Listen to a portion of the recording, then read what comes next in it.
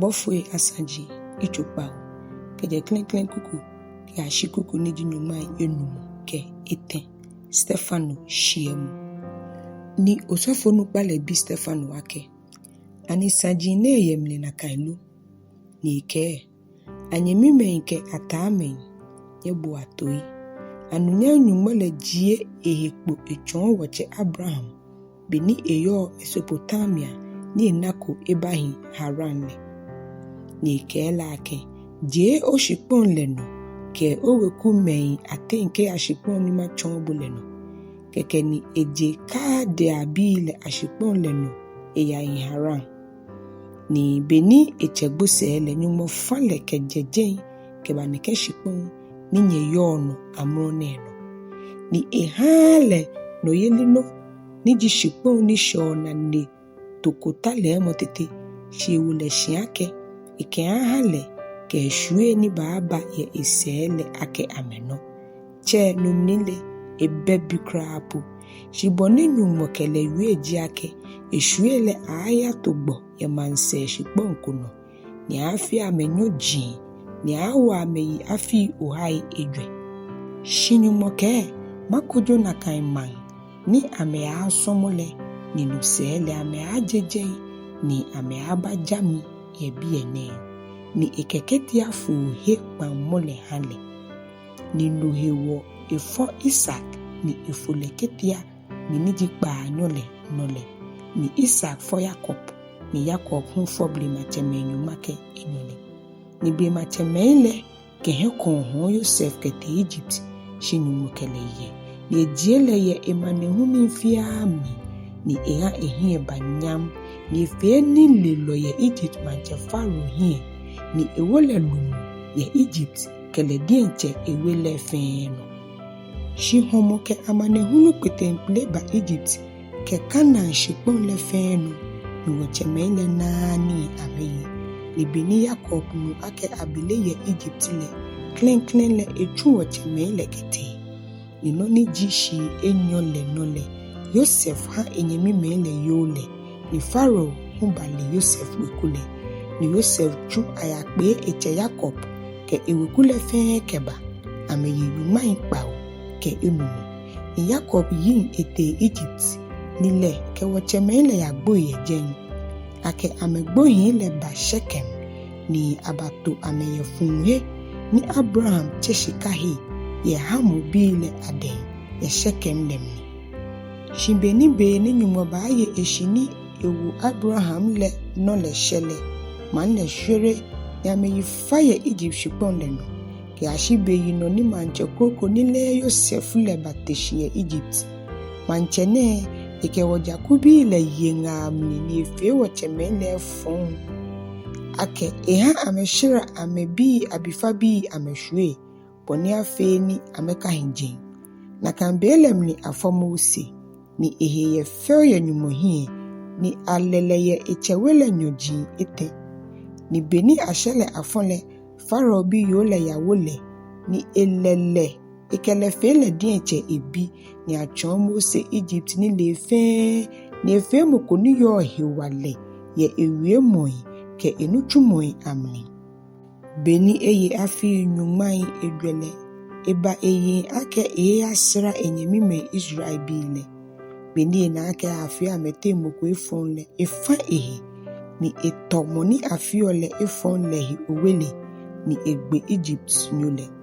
yesusu ake kunenye mimele ayo se ake ningomi cho enini no ehere ame jame yo se ni no de chore mole ebani na amete me enyo ni amemino ni ekwata ame eke atame nyele nyemime jinyi meba nye fio nye efonne shimoni fio enanyo efonle chirele ni eke na mawobo wono lumo ke kojolo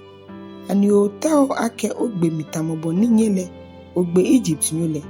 ni wiemo ne wole Mose jofui ni atogbo ye Midian shipon leno ni fobihin enyo yejen shibeni she afi nyumai edwele nun chole bofuku bajie ehekpo echon le ye Sinai gon lehi ngale no ye gbe ichoko lalile imle beni Mose nale ehi efele ya ye ni nale ibeni echio ebenke ni ekwele enunu cholegbe ni ekele ake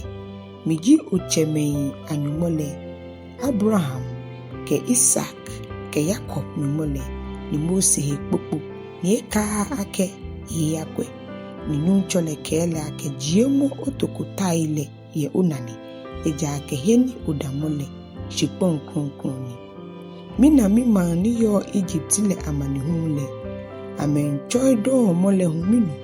ni mi pleke shimi ba amejimu no hiwole ba ni machumbu Egypt neke Mose neno ni amekwale ameke na mo wobo wono lumu ke kojolole le no nyumo chombo fole ni jie ehekpo echonle ye kole mnile ni nilu echunle ake lumu ke pono ni le no ekpala ameke jekpo ye fe na pe ni ko kadi ye ichi shupon le no ke shochulu lemni ke ngale no afi nyumai egwele le jina kan Mose le ni ke Israel bi le ake nu cho yenyumole ate gbaloko ni tamo mishike aje nyenye le ate ahanyele Mose ji monike asafole hingale no ni damu bofo ni kele wiye sina gon le no le ke wochemele ate ni ehewa la wiye mwele ni ikebaha wole shi wochemele ekpene ni amebule toi ni amechile ametuafa ni ametui kpalikete Egypt ekon ni ameke Aaron ake femu nyumoi ohawo ni amenyie wo hie eja ake neke Mose ne ni kpala wokeje Egypt shipon le nole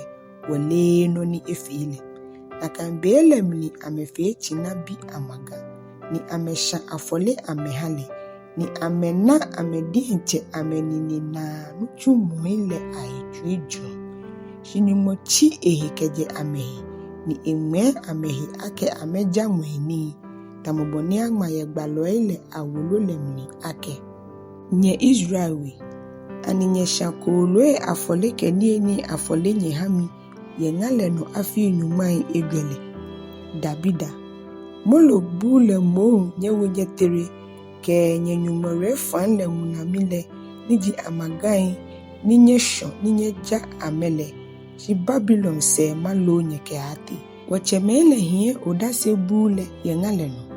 afele tamoboni monike Mose yuele chon ake efelele noji efele tamono ni inale bune beni wacheme ni baye sele hu aninishenole ameke Yoshua hie ke baji maji ninu moshwe ame e wachemele ahiele ashikponle no ni ehinshike wa shi David David ne hie banyam yenumu hie ni ipafai ni aha machine yoko eha Jacob mole shi Solomon jimo ni machu ehale chebele nwenyole ehi tui ni akeni jinfe ami kamoboni gbalole hun kele wele mi seni nuncholeke ni shiponle mina ne shima nguni me chunya amanye ha mimo ansan negbeji mi hejo mohele asoje mini nefe eneme fe nye kwentilo eketua nketua mfonlo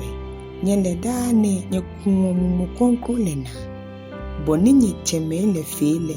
na kanye hunye fio gbaloele ate na mo nye chemele wale amegbeme nigba ye jalole baalehi ametole ni agbene nye chon esegbe ni nye gbele nye ninye na mlale ke chomwe Bɔfoi ano ninye ye nole keje kuku ni jinu mai enumu ke edwe ke ashina agbe Stefano gbele shibeni amenu neke wiye mo inele echuro ametuya ni amekpe amanyanyoji ashishi kemnifu shi Stefano ni mumo konkon eyile obonle kwenwenga ni nanyumanu nyamle ke Yesu ni damuni munile junono ni ke na mi na nwena ni ekbele ke bomobile ni damuni munile junono si ame bloke gbe ni wa ni ame chimo ame toe ni ame kedwe mokome keke bashwe eno ni ame tire ise ke jimanlemni ni ame atria le te ni odase fuele ke ame mama ile shue oblanyoko ni achole saole na jiana ni beni ame tria Stefano te ile ebueche Yesu ni eke nuncho Yesu